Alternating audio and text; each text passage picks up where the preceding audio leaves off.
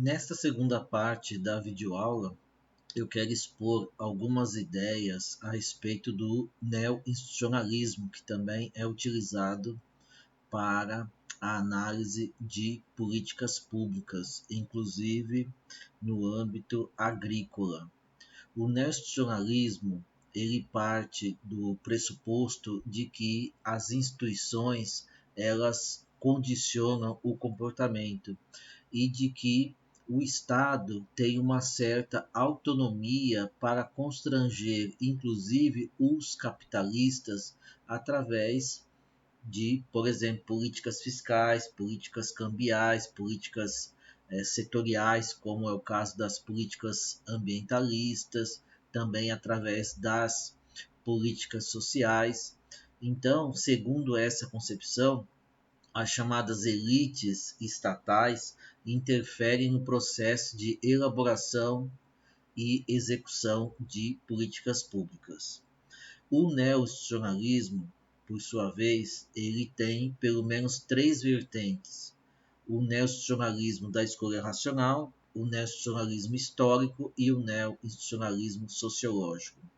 O neo-institucionalismo da escolha racional, a autora descreve as suas propriedades na página 101 do texto, mas, grosso modo, ele parte do pressuposto de que os atores, os indivíduos propriamente ditos, eles agem racionalmente e eles trabalham pelas suas preferências, né? Então, eles adotam, digamos assim, estratégias, né, para atingir os seus interesses. Eles são movidos por interesses, né, por uma, digamos assim, racionalidade, né, como diz o nome, né, da própria vertente.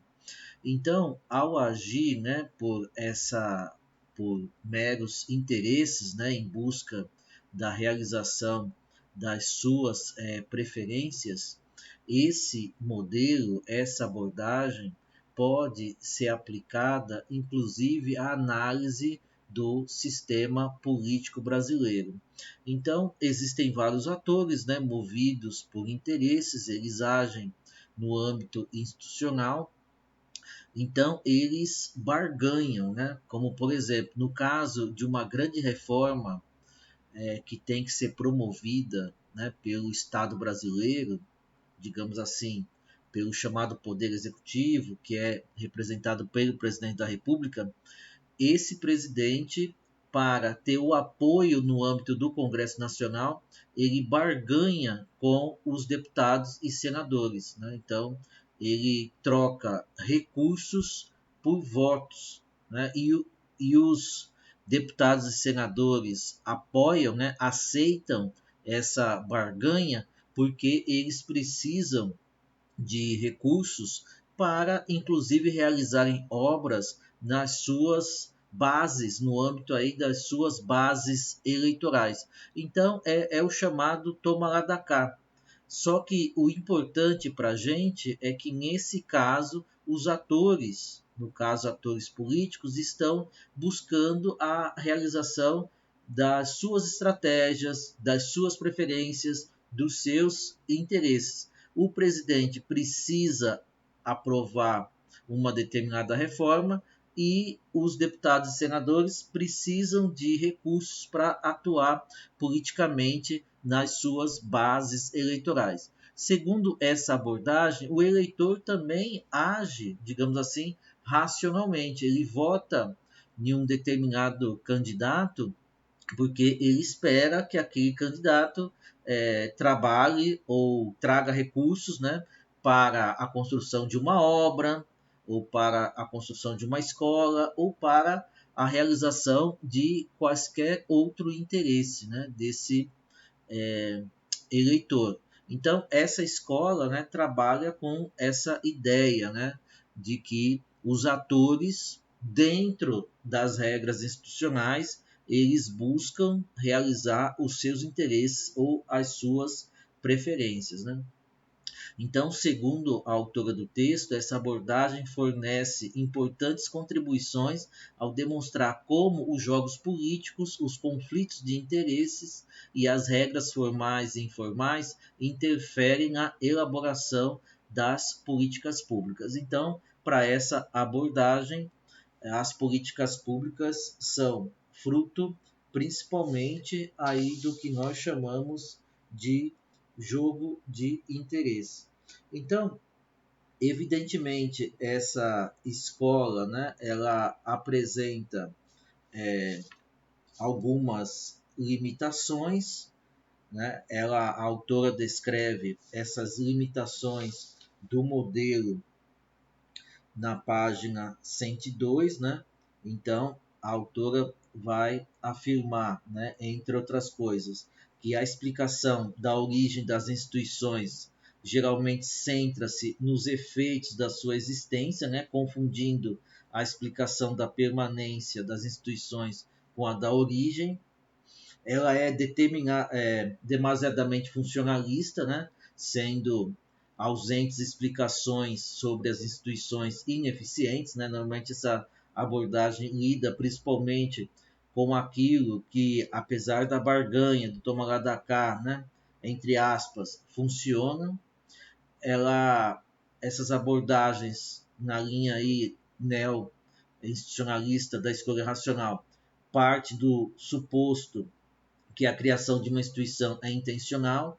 Essa é uma crítica importante, né? Porque para essa visão tudo é intencional, tudo é racional, tudo é conscientemente construído e nem sempre uma instituição é construída racionalmente, né? Então, a crítica que ela está fazendo é que essa abordagem, né, parte do pressuposto de que a criação de uma instituição é intencional e que os indivíduos têm uma percepção clara dos objetivos e resultados das instituições. Normalmente não diria, né, mas muitas vezes os atores não agem de forma tão consciente assim, eles não têm tão claro que uma determinada instituição vai produzir, né, um determinado efeito, né? Então, essa questão da própria ação, né, racional dos atores fica um tanto quanto comprometida,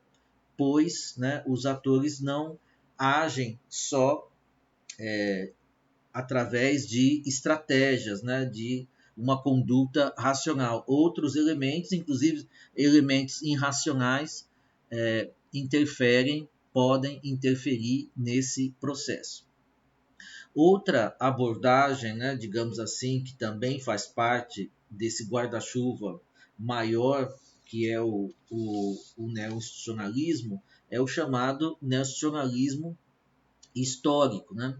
Então, é uma visão que vai, né, se apegar à questão das instituições, né, vai mostrar como as instituições elas condicionam o comportamento, mas isso ao longo da história, né? Então, na página 103, a autora vai apresentar aí uma série, né, de características dessa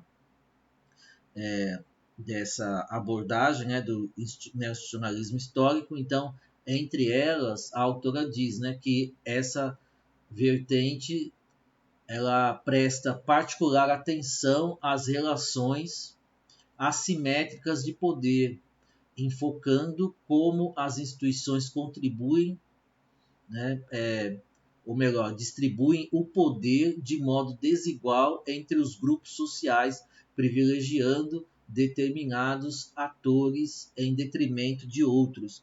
Então, é apenas uma das características, mas essa questão da distribuição do poder é bastante importante porque a gente vê isso claramente, né, no caso da política agrícola, né? Então, para os pequenos agricultores, para os agricultores familiares, né, a atenção do Estado para com eles é sempre muito menor do que a atenção, né, em termos de recursos, de distribuição de créditos, né, para os agricultores do agronegócio, né? Então, há um jogo de poder aí que o próprio jogo institucional termina privilegiando certos atores, muitas vezes em detrimento de outros, né? Então, ao se adotar essa abordagem do neonacionalismo histórico, a gente percebe como que esses conflitos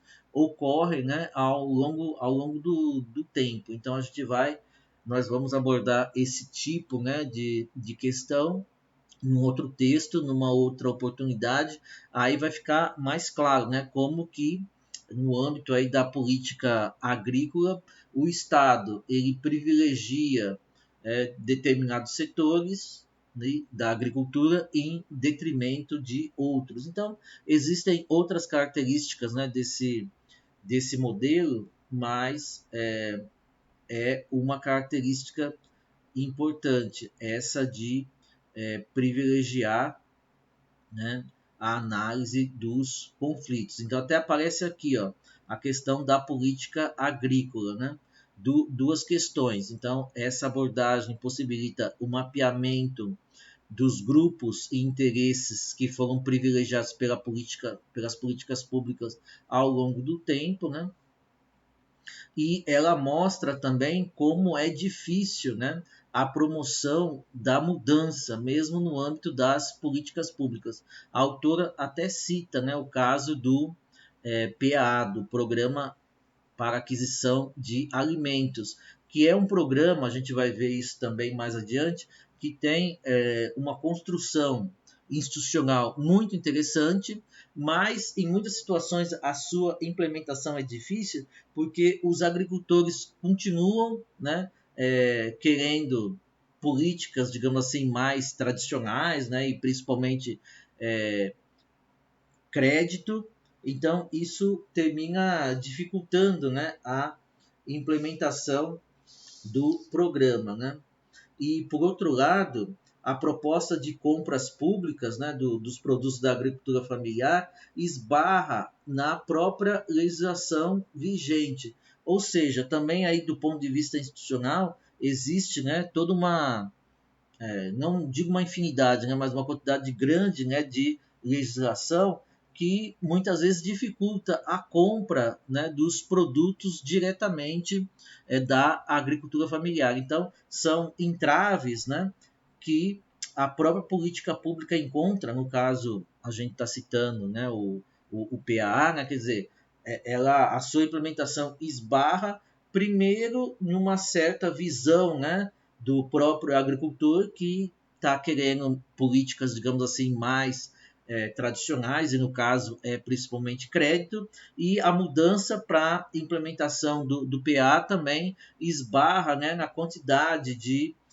burocracia, né, de leis, de regras que existem para a compra dos produtos diretamente da agricultura familiar. Além de que o próprio PA, a gente vai ver isso, né, ele envolve uma série de instituições públicas e normalmente elas também divergem, né, em uma série de questões, mas isso nós vamos discutir mais adiante quando formos falar propriamente do PA.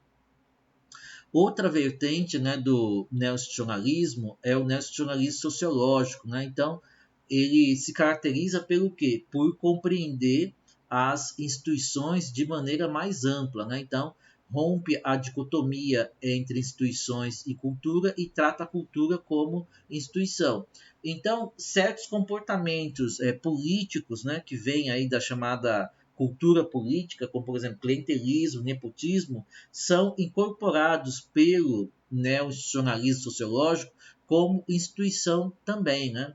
Então, a autora vai dizer que no caso da análise de políticas públicas, o neoinstitucionalismo sociológico permite, ao ampliar a noção de instituições, absorver como determinados atributos da cultura, ou melhor, observar como determinados atributos da cultura interferem no processo de formulação e execução das políticas públicas. Então, ela cita como exemplo, né, o que acontece no âmbito de certos conselhos municipais de desenvolvimento rural, né, porque esses conselhos, na sua relação, por exemplo, com o prefeito, ele não está imune, né, a certas práticas, como, por exemplo, clientelismo, nepotismo, né, ou seja, aspectos da cultura política, né, que desfavorecem a implementação de políticas públicas ou a tomada de decisões.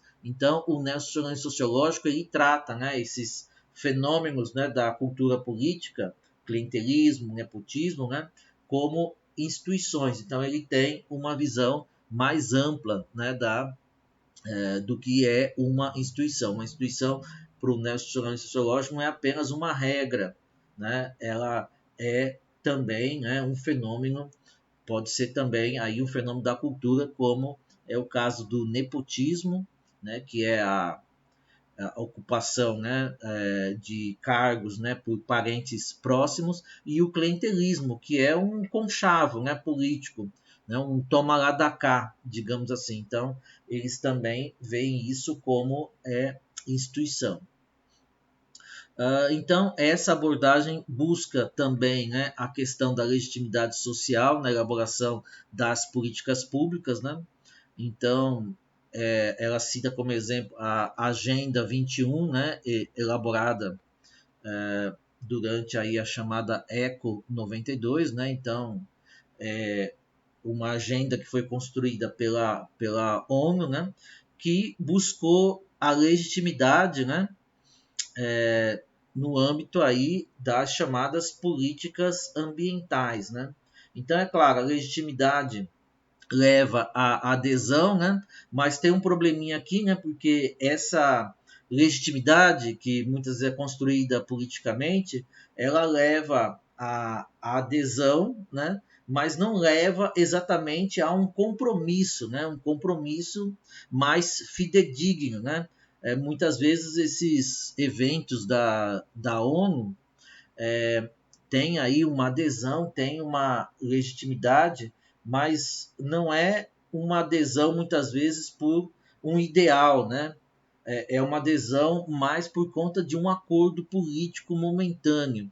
Então, por isso que a gente vê muitas vezes, né, em um outro momento, os atores, até mesmo os representantes dos países, eles rompendo com esse acordo, né? Porque em certos momentos eles aderem mais por uma questão política, né, e não por uma questão de convicção. Mas, de qualquer forma, essa abordagem busca, né, legitimar os acordos, né, as políticas, né, através propriamente de acordos de adesão dos atores.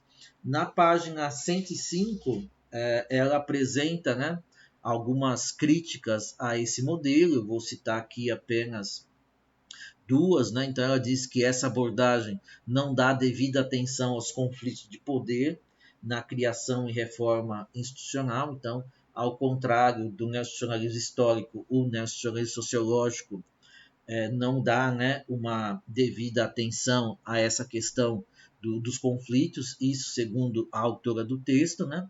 E ele também considera, né, as ideias, né, até considera ver como importante as ideias para, né, o processo aí de formulação de políticas públicas, mas trata as ideias de forma marginal, né? Ao contrário, né, da abordagem cognitiva, que nós vamos ver na sequência, né, que coloca as ideias, né, como uma questão central, o neonacionalismo sociológico considera, vê como importantes as ideias, mas, de qualquer forma, as trata de forma marginal. Ao contrário, mas já é um pouco diferente das outras duas vertentes, né, do neonacionalismo, que é o da escolha racional, né, principalmente da escolha racional, e o histórico, que de fato não incorporam, né, a questão das ideias. O neonacionalismo sociológico incorpora, mas mesmo assim trata, né, essa questão de forma muito marginal. Mas eu vou parar por aqui essa segunda parte. Na sequência, eu volto para falar da chamada abordagem cognitiva.